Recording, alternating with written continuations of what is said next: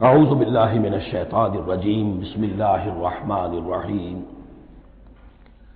یہ سورہ مبارکہ مصحف کے اعتبار سے تو پہلی سورت ہے ہی، سب کو معلوم ہے، لیکن یہ بھی نوٹ کر لیجئے کہ یہ نزول کے اعتبار سے بھی سب سے پہلی مکمل سورت جو حضور پر نازل ہوئی وہ یہی ہے۔ اس سے قبل متفرق آیات نازل ہوئیں، 5 آیتیں سورہ علق کے آغاز میں، کچھ آیتیں سورہ قلم یا سورہ نون کے آغاز میں، کچھ آیتیں سورہ مزمل کی ابتدا کی، کچھ آیتیں سورہ مدثر کے آغاز کی۔ 5ویں وحی تقریباً اس پر اجماع ہے کہ یہ سورۃ الفاتحہ کی ہے اور یہ مکمل سورت ہے جو حضور پر نازل ہوئی۔ سورۃ الفاتحہ کے معنی ہوئے افتتاحی سورت، فتح یفتح کے معنی ہے کھولنا، مفتاح کنجی کو کہتے ہیں، چابی کو۔ تو یہ اوپننگ سورہ آف دی قرآن، قرآن حکیم کی افتتاحی صورت۔ ویسے جیسا کہ میں تعارف قرآن کے ضمن میں عرض کر چکا ہوں، عربوں کا یہ مزاج تھا کہ جس چیز سے انہیں خصوصی محبت ہوتی تھی اس کے بہت سے نام رکھتے تھے۔ اس کے بھی بہت سے نام ہیں۔ سورۃ الفاتحہ سب سے عام ہے، لیکن الکافیہ، الشافیہ، ام القرآن، اساس القرآن، کم سے کم یہ 4 نام تو میں سمجھتا ہوں کہ ہر مسلمان کو مزید معلوم ہونے چاہیے، اور بھی بہت سے نام۔ اس سورہ مبارکہ کی بالاتفاق و بالاجماع 7 آیتیں ہیں، اگرچہ ان کی ترتیب میں کچھ اختلاف ہے۔ ایک رائے یہ ہے، اور یہ رائے امام شافعی کی بھی ہے اور بصرہ کے جو قراء تھے ان کی بھی ہے، کہ آیت بسم اللہ بھی سورہ فاتحہ میں شامل ہے، اس کا جز ہے۔ وہ اس کو شامل کر کے پھر 7 آیتیں بناتے ہیں، تو آخری جنہیں ہم 2 آیتیں سمجھتے ہیں، صراط الذین انعمت علیہم غیر المغضوب علیہم ولا الضالین، وہ ان کے نزدیک ایک آیت ہے۔ تو گویا کہ نتیجہ یہ نکلا کہ آیتوں کی تعداد 7 ہی رہتی ہے۔ امام ابو حنیفہ رحمۃ اللہ علیہ کا موقف اور کوفے کے جو قراء تھے ان کا بھی موقف یہ ہے کہ آیت بسم اللہ نہ سورہ فاتحہ کا جز ہے نہ کسی اور سورت کا جز ہے، سوائے ایک مقام پر جہاں حضرت سلیمان علیہ السلام کا خط جو ہے نقل ہوا ہے، جنہوں نے ملکہ سبا کو لکھا تھا، انہ من سلیمان و انہ بسم اللہ الرحمن الرحیم۔ تو قرآن کے متن میں صرف اسی جگہ پر یہ آیت شامل سمجھتے ہیں، باقی یہ صرف علامت کے طور پر کہ یہاں سے ایک نئی سورت شروع ہو رہی ہے درج کی گئی ہے۔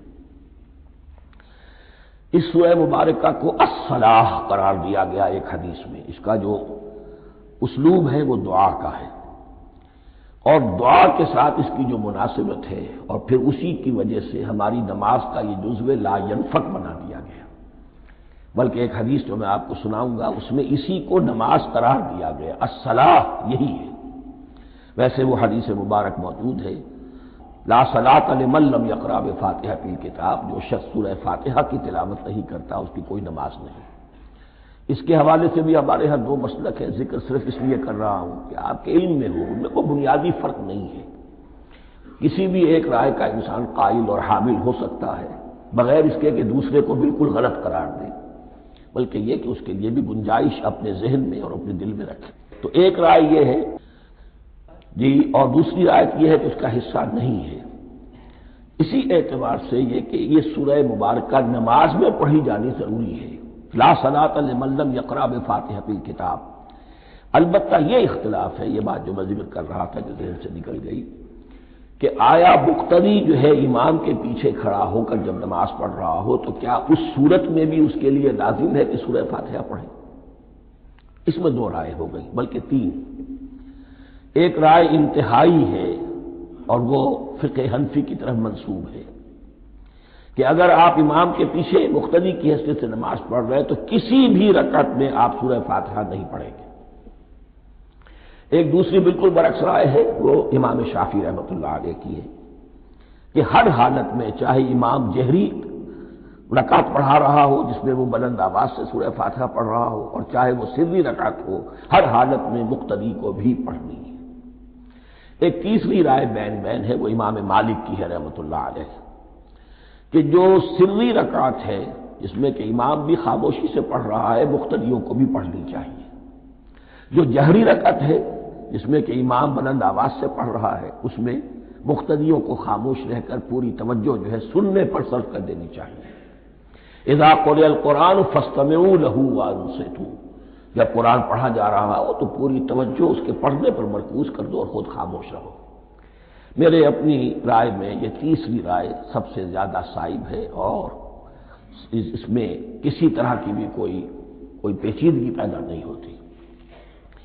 بہرحال اس سورہ مبارکہ کا جو اسلوب ہے میں نے عرض کیا دعائیہ ہے، البتہ قرآن مجید کے علم اور حکمت کے اعتبار سے، اس کے فلسفے کے اعتبار سے ایک بات سمجھ لینی چاہیے۔ قرآن کا فلسفہ یہ ہے کہ بنیادی ہدایت ہر انسان کے دل میں موجود ہے، بالقوہ، پوٹینشلی۔ یہ جو قرآن مجید یا اللہ کی کتابیں نازل ہوتی ہیں یہ انہیں ایکٹیویٹ کرتی ہیں، وہ اندر کی جو ڈورمنٹ کانشسنس ہے، خوابیدہ شعور جو ہے اسے بیدار کر کے، اور پھر یہ کہ اسے اجاگر کرتی ہیں۔ ہر سلیم الفطرت انسان اور سلیم العقل انسان، دو سلامتی شرط ہیں۔ سلیم الفطرت، نیچر پرورٹڈ نہ ہو، فطرت مسخ نہ ہو گئی ہو، عقل سلیم ہو، ان دونوں چیزوں کا نتیجہ یہ نکلتا ہے کہ وہ انسان از خود، بغیر کسی وحی کی رہنمائی کے، بغیر کسی نبی کی تعلیم کے سے استفادہ کیے ہوئے از خود بھی کچھ حقائق تک پہنچ جاتا ہے۔ اور وہ حقائق کیا ہے؟ نمبر ایک یہ کہ اس کائنات کا ایک خالق ہے اور وہ ایک ہے، اور وہ تمام صفات کمال سے متصف ہے۔ نمبر دو یہ کہ انسان کی زندگی صرف یہ زندگی نہیں ہے، بلکہ ایک اور زندگی ہے کہ جس میں اس زندگی کے اعمال کے نتائج برآمد ہوں گے۔ یہ دو باتیں، اس کی زیادہ وضاحت کے ساتھ جو ہے اس کا تذکرہ آئے گا سورہ لقمان میں، جہاں حضرت لقمان کی شخصیت کا تذکرہ ہے۔ لیکن یہاں صرف یہ بات سمجھ لیجئے کہ قرآن کا فلسفہ یہ ہے کہ ہر انسان میں، ہر فرد نوع بشر میں جو اپنی ولادت کے وقت مسلم ہوتا ہے، حضور کی حدیث ہے کل مولود یولد علی الفطرہ ابواہ یحودانہ او ینصرانہ او یمجسانہ، ہر بچہ نوع انسانی کا فطرت اسلام پر پیدا ہوتا ہے، وہ فطرت کے اندر وہ ہدایت ودیت ہے۔ اب اگر وہ فطرت بس نہیں ہوئی اور عقل جو ہے وہ صحیح رخ پر کام کر رہی ہے تو ان دو حقائق تک وہ انسان خود پہنچ جائے گا۔ لیکن ان دونوں حقائق تک پہنچنے کے بعد اب وہ دست بستہ دعا کرے گا کہ اے رب اب مزید ہدایت تو مجھے عطا فرما۔ ایک تو یہ کہ میں کیا کروں کیا نہ کروں، میری عقل اس میں ٹھوکر کھا سکتی ہے، میں کسی اچھی چیز کو بری سمجھ سکتا ہوں، کسی بری کو اچھی سمجھ سکتا ہوں، تو مجھے صحیح راستہ، صحیح راہ ہدایت پر چلا۔ یہ دعا ہے جو انسان کرتا ہے جبکہ وہ ایمان باللہ اور ایمان بالآخرہ تک خود پہنچ چکا ہوتا ہے، اور یہ سمجھتا ہے کہ صحیح زندگی کا رخ یہی ہے کہ جس رب کو میں نے پہچانا ہے کہ وہ اس کائنات کا خالق ہے اور مالک ہے اور رب ہے، میں اس کی بندگی کروں، اس کی اطاعت کروں، اس کا حکم مانوں، اس کے راستے پر چلوں۔ لیکن وہ راستہ کون سا ہے؟ اس کے لیے پھر دست بدعا ہوتا ہے کہ پروردگار تو میری رہنمائی فرما۔ یہ مقام ہے کہ جہاں آپ سمجھ لیجئے اپنے آپ کو بھی آج اس جگہ پر تصور کرتے ہوئے پھر اس سورہ مبارکہ کو پڑھیے کہ آپ اس مقام پر اللہ کے فضل و کرم سے پہنچ چکے ہیں کہ اللہ کو آپ نے پہچان لیا اور اس کی توحید کو جان لیا، اس کی جملہ صفات کمال سے آپ واقف ہو گئے، آپ یہ بھی جان گئے کہ بڑھ کر اس کے حضور میں حاضر ہونا ہے اور وہ حساب کتاب لے گا۔ پھر آپ نے یہ عہد بھی کر لیا کہ اب زندگی گزارنی ہے اس رب کی بندگی میں، اسی کی فرما برداری میں۔ اب یہاں کھڑے ہو کر آپ پوچھتے ہیں کہ اللہ مجھے وہ تفصیلی ہدایت عطا فرما، ایسا نہ ہو کہ کبھی میں کسی راستے پر چلتا ہوا کسی پگڈنڈی پر مڑ جاؤں اور وہ تھوڑی سی جو ڈیویشن ہو میرے راستے کی وہ میری عاقبت کو برباد کر دے۔ یک لحظہ غافل گشتم و صد سال راہم دور شد، اس لیے کہ ہوتا یہی ہے صیدھے راستے سے ذرا سی کوئی پگڈنڈی جو ہے تھوڑے سے اینگل پر نکلی ہے، لیکن جب چلتے جائیں گے آپ تو جتنے آگے بڑھیں گے اس پر، اس راہ صراط مستقیم سے آپ اتنے ہی زیادہ دور ہوتے چلے جائیں گے۔ یہ ہے قرآن مجید کے حکمت اور فلسفے کے اعتبار سے اس سورہ مبارکہ کا مقام۔ اب آئیے ہم بسم اللہ کرتے ہیں۔ بسم اللہ الرحمن الرحیم، شروع کرتا ہوں میں اللہ کے نام سے جو رحمان اور رحیم ہے۔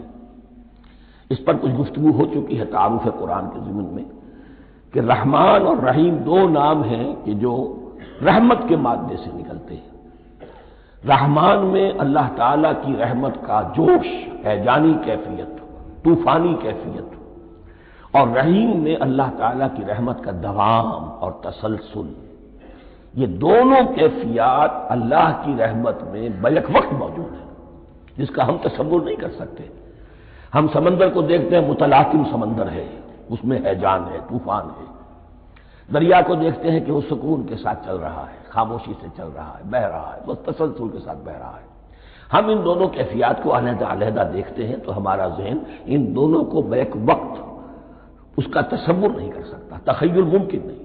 لیکن اللہ کی رحمت کی یہ دونوں شانیں مستقلاً ہر وقت موجود ہیں بیک وقت، اسی لیے ان دونوں کے درمیان کہیں حرف عطف نہیں آئے گا۔ بسم اللہ الرحمن الرحیم، الحمد للہ رب العالمین۔ کل حمد، اور حمد کو ذہن میں رکھ لیجئے، حمد مساوی ہے تعریف جمع شکر۔ عام طور پر ترجموں میں ایک لفظ لایا جاتا ہے، کل تعریف اللہ کے لیے، یہ کافی نہیں ہے۔ تعریف آپ کسی شے کی کر سکتے ہیں جس میں کوئی حسن ہے، خوبی ہے، کسی بھی اعتبار سے، ہاں آپ کو اس کے حسن و خوبی سے کوئی فائدہ حاصل نہیں ہو رہا۔ ایک پھول ہے، بہت خوبصورت ہے، بس ٹھیک ہے، خوبصورت ہے، آپ نے کہا، تعریف کر دی۔ شکر کرتے ہیں آپ اس شے کا جس سے آپ کو کوئی فائدہ پہنچا ہو، استفادہ ہوا ہو، آپ کی کوئی ضرورت پوری ہوئی ہو، آپ کی کوئی مشکل رفع ہوئی ہو۔ اور آپ دیکھیں گے کہ حمد میں یہ شکر کا پہلو غالب ہے۔ جتنی بھی دعائیں ہیں حضور سے منقول، شکر کے مقام پر وہاں حمد آتا ہے۔ بھوک لگی ہوئی تھی، کھانا کھایا، الحمدللہ الذی اطعمنی وسقانی۔ اب یہاں دیکھیے ترجمہ تعریف نہیں، شکر ہے اس اللہ کا جس نے مجھے کھلایا اور پلایا۔ آپ بیت الخلاء سے باہر آئے، نجاستیں آپ سے دور ہو گئی، طبیعت میں انشراح ہوا، الحمدللہ الذی اذھب عنی الاذی وعافانی۔ وہ شکر ہے اس اللہ کا جس نے اذیت بخش چیزیں مجھ سے دور کر دیں اور مجھے عافیت بخشی۔ تو یہ الحمدللہ رب العالمین، اللہ تعالیٰ کا حسن و کمال اور حسن و جمال اپنی جگہ بھی اس انتہا کا ہے کہ جتنی تعریف اس کا حق ہے ہم کر ہی نہیں سکتے، لیکن اس کے احسانات اور انعامات ہم پر اتنے ہیں کہ ہم ان کو بھی گن نہیں سکتے۔ لہذا ایک ہی احصاء ہم نے کر دیا الف لام کے ساتھ، الحمدللہ رب العالمین۔ تمام تعریفیں اور کل شکر اللہ کے لیے ہیں کہ جو تمام جہانوں کا پروردگار ہے، رب ہے، مالک ہے۔ رب میں ایک مفہوم ہوتا ہے ربوبیت کا، اور اس میں مفہوم شامل ہوتا ہے تربیت کا، ربیانی صغیرہ۔ تو مالک ہونا اور تربیت دینا، آپ جس شے کے مالک ہوں گے آپ چاہیں گے اس میں بڑھوتری ہو، اس میں اضافہ ہو، وہ نشو و نما پائے۔ تو یہ دونوں چیزیں آپس میں ایک دوسرے کا جڑی ہوئی ہیں، پروردگار بھی اور مالک بھی۔ عام طور پر عربی میں رب کا لفظ مالک کے لیے آتا ہے، رب البیت، رب الدار، رب المال۔ تو مالک وہاں پر ظاہر بات ہے کہ اس سے مراد کیا ہے، مال والا، گھر والا، گھر کا مالک۔ تو کل شکر اور کل تعریف اس اللہ کے لیے ہے جو تمام جہانوں کا مالک بھی ہے اور پروردگار بھی ہے۔